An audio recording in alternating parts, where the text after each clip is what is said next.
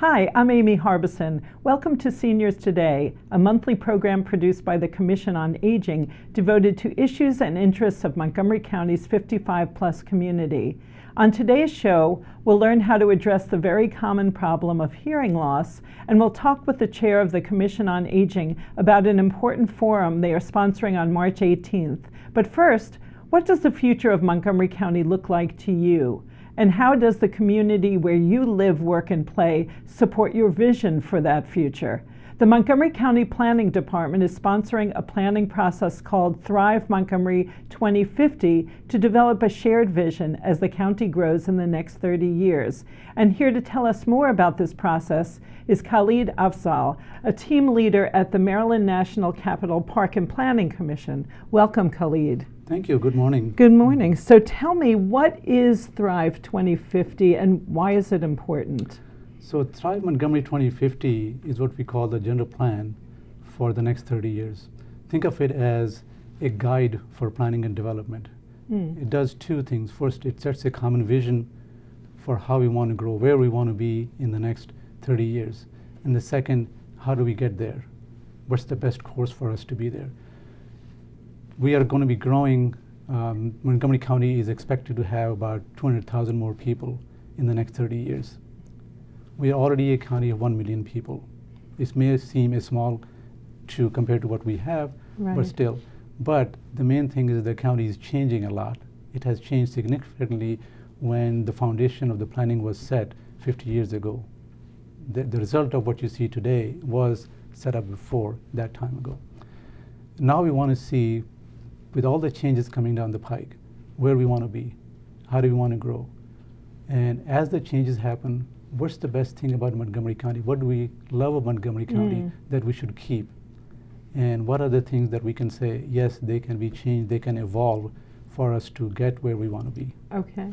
And so you're talking about changes like the greater diversity of the county and the fact that it's an aging population too as well. Exactly. So those are all kinds of changes that we are looking at. Starting with population change, as you mentioned. 50 years ago when it was done, we were close to about 400,000. Today we are more than 1 million people, and we're going to keep growing.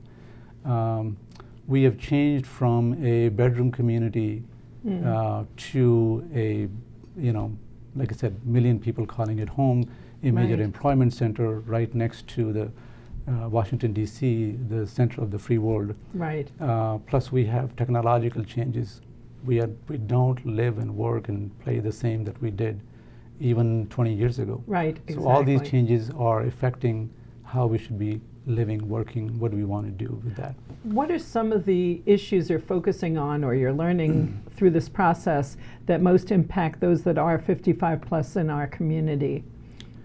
So we have been doing a community outreach, talking to the community, all parts of the community, trying to find out what are the issues, what are the concerns that people have. There are quite a few, but some of the big ones, for example, we heard a lot about affordable housing, affordability in general, but affordable housing is a big issue. Right. It's a big issue across all segments of the population, but especially for our older adults. As you retire, you have changes in your lifestyle or something, but you may not need the same house that you did when you were raising your family and everything. But that if you don't have the options to go anywhere else, you're paying a lot for a lot more space that you don't need. Sure. And all the other options are still very expensive. So housing affordability is a big option. Transportation is also a big issue. Transportation is a huge option because, again, older adults, many of them choose not to drive or don't want to drive. And our current development pattern is very car-oriented. Everything, you get in the car and you go out and do that. Right. That needs to change in order to be more walkable, more accessible, things closer in. Absolutely. So the plan is really a chance of pulling back and figuring out, in such a good county that's doing a lot of things well and planning a lot, what can we do better and what do we want the next 30 years to look like? Exactly. Montgomery County is a very progressive place when it comes to planning. We have been planning for a long time, and we are considered to be leaders in planning circles. Our first general plan from '64 was an iconic document taught in almost every planning school. But things are changing. Yes. So we need to update once in a while. As I said, we have been doing planning, a lot of planning. We have master plans, local level plans, countywide plans. So our planning framework was very up to date. Right. So the question is, why do a general plan? Once in a while, it's good to step back and take a big picture, overall countywide Sure. picture, bigger picture of the region, what's happening with the economy. Climate change is a new thing. Of Have we course. been doing that of that? So we So are they're taking all that. these things are all Absolutely, all interrelated. of them are so interrelated. Yeah. Each one of them impacts. So can I ask you a question? I think right after this airs, or as this airs, people will have an opportunity for the first a public report piece Right. of this work. Can you tell us a little bit about that? Yes, so we have been working on what we call the first phase of the project, which is to scan the existing landscape, finding out what the issues are, what the concerns are, what people are thinking about, how they define the next 30 years, what are their aspirations, how do they think county should grow, where we want to be in the next 30 Right. years.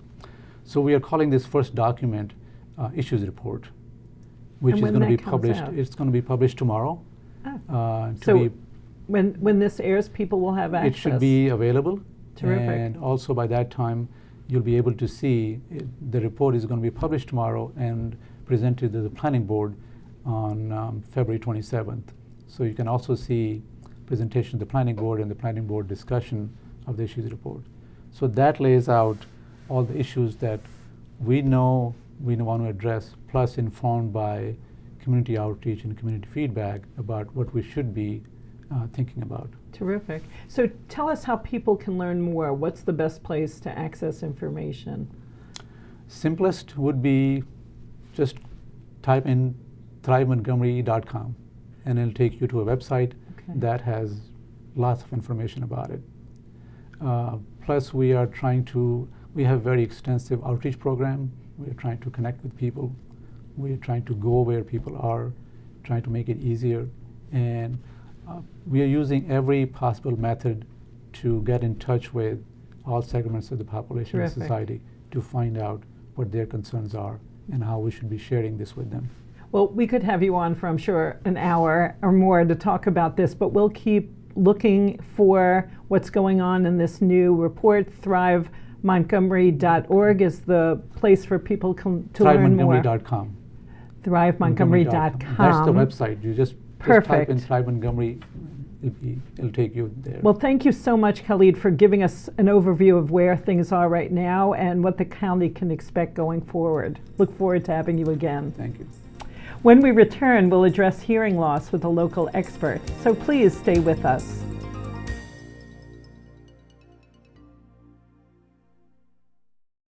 How do I take the 2020 census? In March 2020, every address in the country will receive an invitation to complete a simple questionnaire. And there are 3 ways to respond. Number 1, do it online. Number 2, call by phone. Number 3, send it by mail. For those who don't respond, a census taker from your community will follow up and assist you. Shape your future. Start here. Visit 2020census.gov. In Montgomery County, we have a goal to reduce waste and recycle 70% of all waste by 2020. By recycling and reducing waste, we save natural resources and make our community even better. So recycle at home, work, school, everywhere, and keep recycling going. For more information, call the Montgomery County, Maryland Division of Solid Waste Services at 311 or visit montgomerycountymd.gov/recycling.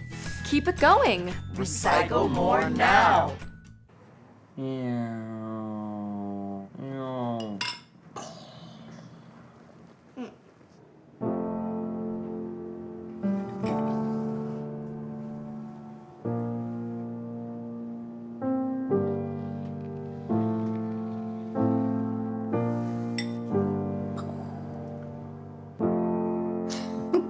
Visit aarp.org/caregiving for information on how to provide even better care for the person who wants to care of you.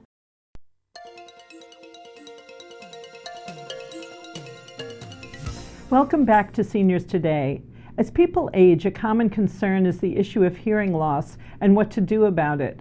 Montgomery County is fortunate to have the headquarters for the American Speech Language Hearing Association right here in Rockville. Joining me to help us learn more about addressing hearing loss is Susan Yaffe-Ozeil, the director of the Family Hearing Center at the Learning and Treatment Center. Welcome to the program, Susan. Hi, thank you very much. Well, we have so many seniors who are facing the issue of hearing loss, and actually even younger than older adults. Can you tell me a little bit about what the new, sort of the latest is for hearing loss, and why audiology is such an important particular profession? Well, some of the latest information right now about hearing loss is the connection between hearing loss and cognitive decline. So therefore, we want to make sure that individuals address their hearing problems as young as possible, so that if they do have a hearing loss and impairment, then consequently they would find the support that they need and also the solutions that they need to be able to hear better. Sure. So, and a lot of people think it's just a quick fix of getting some kind of a hearing apparatus and calling it a day. Tell us really what's important to know about hearing health care. Well, first of all, it's important because some individuals think that if they have a hearing loss, they need to get a hearing aid, but it isn't always that. Sometimes they might have a medical condition that requires attention from a physician. Sometimes it's something as simple as wax in the ear canal that needs to be removed that affects their hearing, but people tend to avoid having their hearing tested, and consequently they end up delaying anything that needs to be addressed. In terms of the quick fix, there isn't a quick fix. Oftentimes people will need the support of an audiologist so that the audiologist can help them find the best solutions for them. It's possible that it is a hearing aid, and then the audiologist will work with them through that process of getting accustomed to it and acclimating to it.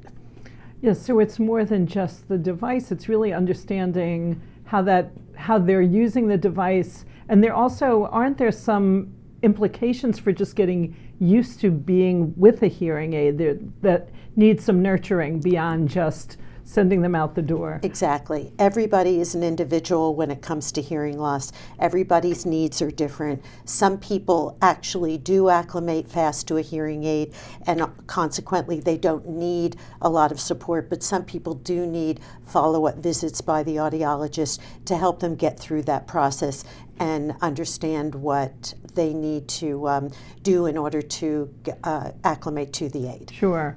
And what about, there's a lot of talk now about these personal sound amplification products. What can you say about those? Yes, there is a lot of information out about it now. They are devices that are specifically designed to be for individuals with mild hearing losses, mild to moderate maybe, flat hearing losses. You know, hearing loss comes in all different shapes and sizes. So consequently, we don't want to fit somebody who has just a high frequency hearing loss with something that's going to amplify all different sounds. These personal amplification devices also are not yet, they haven't passed the FDA regs yet, so consequently we don't want people to purchase something that hasn't been checked out completely. Yeah. You mentioned something about a free program that you have. Yes. Tell me about that. Yes, we have a program called Help Others Hear. It's financed from individual donors and grants that we apply for. Over the years, we've probably fit well over 100 individuals with hearing aids. They are free, they are new, and therefore children and adults who qualify for them. It's a very simple qualification procedure. They just need to contact me and I can let them know what the process is. Terrific. Yeah. And how would they contact you? What's the best way to reach you? The best way to reach me is through our website at www.ttlc.org, or based on today's conversation, they can contact me at 301-738-1415. Okay, terrific. And there is still so much stigma around hearing loss. What would you say to someone who is fearful about what they'll find out or even what the process looks like? Well, we get people all the time in our office who are fearful of finding out they have a hearing problem. The process is really simple. It's painless. There's no pain involved.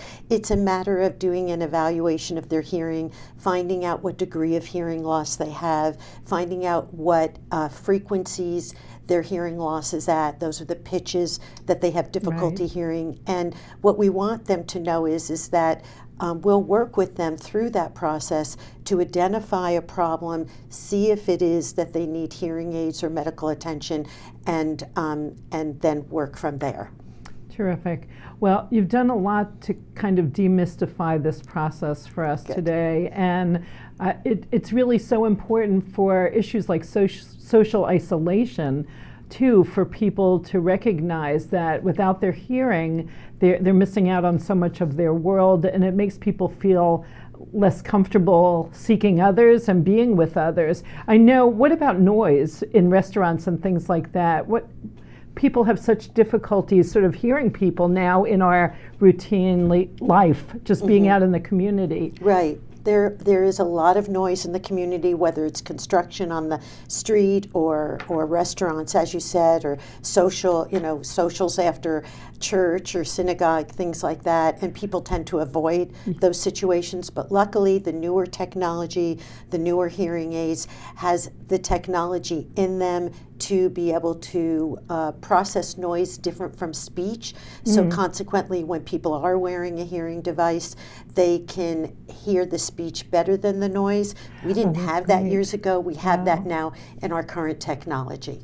That's really exciting to hear, because I think we have such limitations of our own knowledge about what these devices can do. Right. Well, thank you so much for coming in today, Susan. Really appreciate what you've shared with us and look forward to having you on again. Thank you so much. When we come back, we'll talk about the Commission's upcoming forum. Stay with us.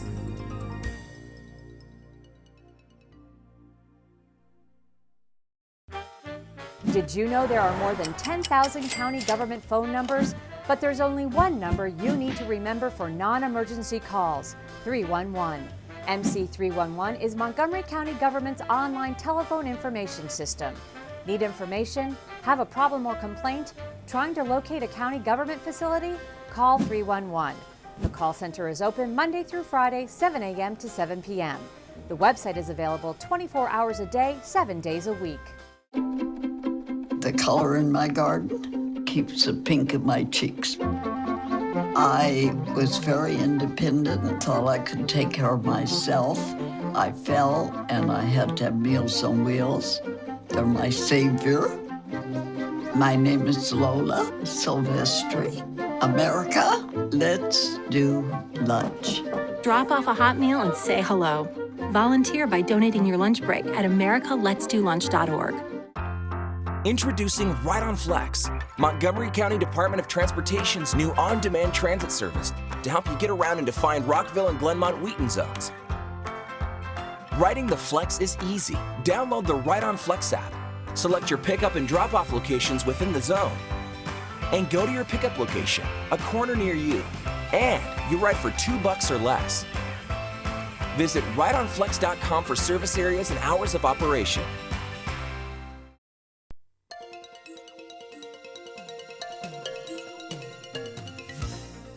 Welcome back to Seniors Today.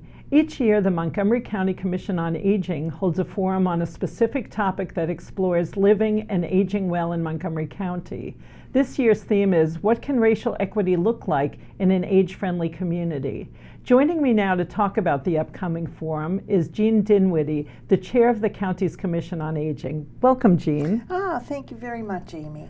And thank you so much for coming and talking about this forum on March 18th. Pleasure. March 18th from Registration starts at 9:30 and it goes from 10 a.m. till 2 p.m. Great. And it will be we're doing this in conjunction with the city of Gaithersburg. Okay. And it will be at the Activity Center at Boer Park, right next to Gaithersburg High School. Wonderful. So yes. Parking is available. Free parking. Wonderful. And a light lunch will be served. Terrific. Now, how did the topic of racial equity, it seems like this is about the intersection between racial equity and aging. And it really is a continuation. Last year's forum was on diversity, and as a previous guest, Khalid mentioned, Montgomery County is a very diverse community. In fact, 4 of the top most diverse cities in the nation are in Montgomery County. Right. So it's a continuation of the discussion that we started last year. And between last year's forum and this year, some legislation was passed by the county last November, racial equity and social justice. So that really is how we've come to it. And we're going to be focusing on 3 areas that are of interest to older adults. We'll be looking at housing, transportation, and health and wellness. Those will be our breakout sessions. Terrific. And I understand that the county executive will be coming to speak. Yes, he will be opening remarks, giving a background on the legislation. And then we're very happy to have the newly appointed Chief Equity Officer, Tiffany Ward, will be our next speaker, and she'll be discussing structural racism, so that when we go into the breakout session, sort of everyone is on an even playing field. We're hoping, everyone is welcome. The audience we're aiming for really are policy makers and service providers for older adults. And our goal is that they will then take the information they glean from the forum back to their organizations and use the lens of racial equity and social justice.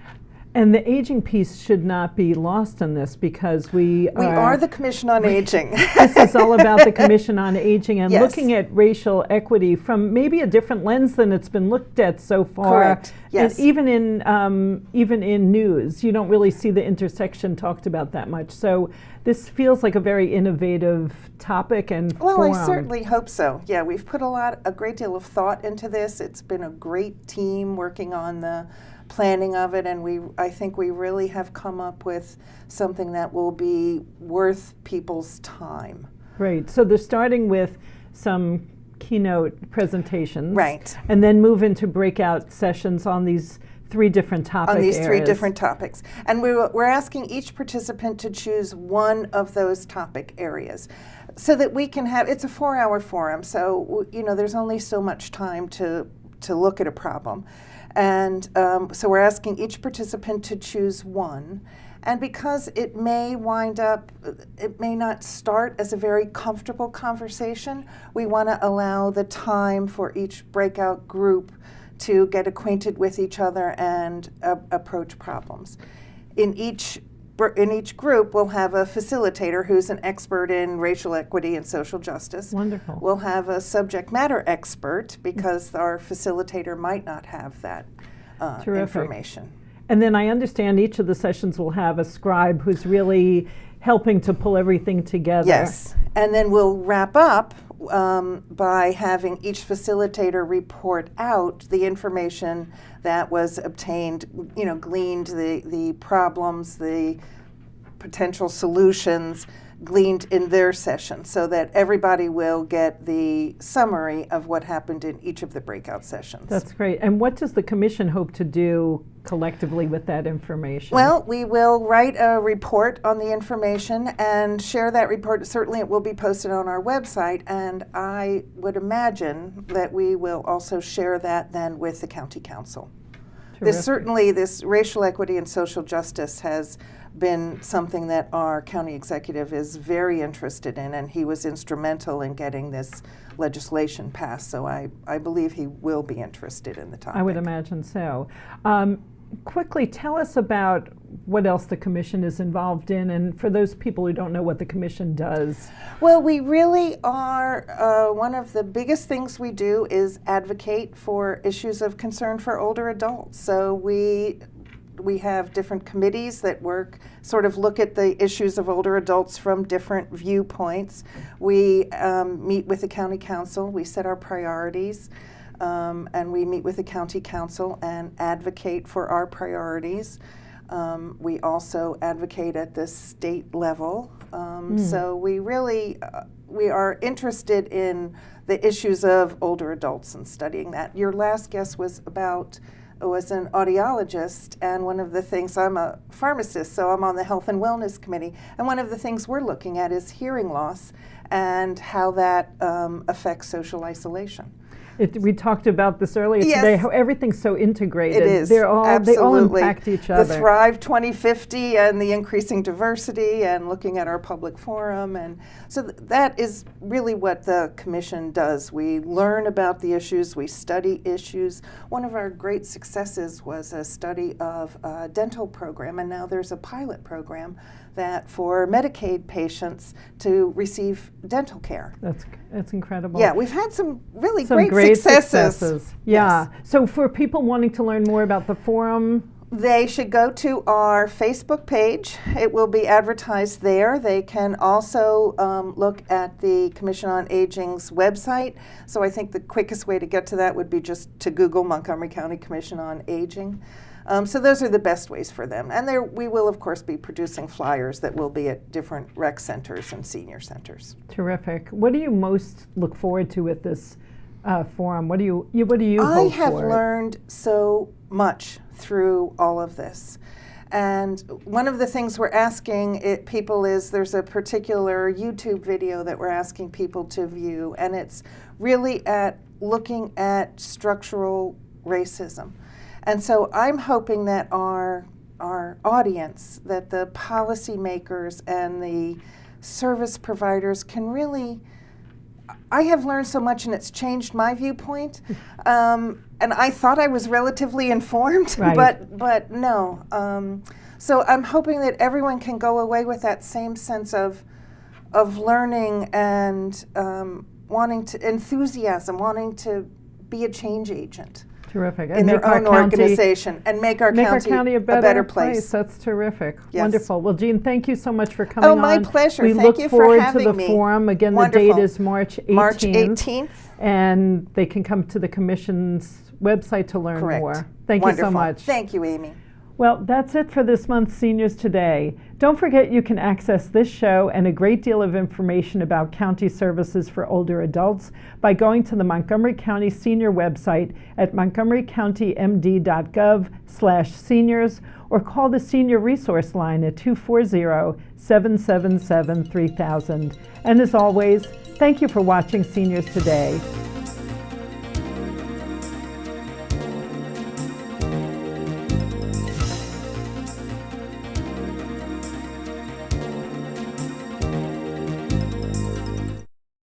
Is my 2020 census data safe? After sending your census response, your personal information is kept safe. By law, it can't be shared with any other government agency, law enforcement, or landlord. No one. So take your 2020 census with peace of mind. Shape your future. Start here. Visit 2020census.gov.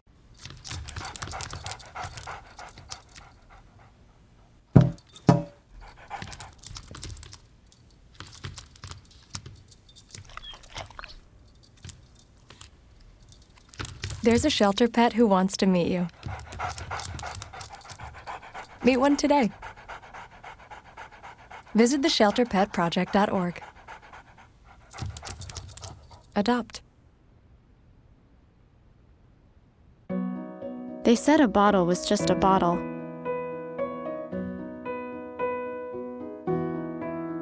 That no one would ever notice me.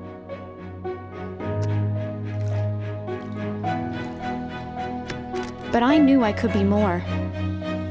That one day, I would make people smile.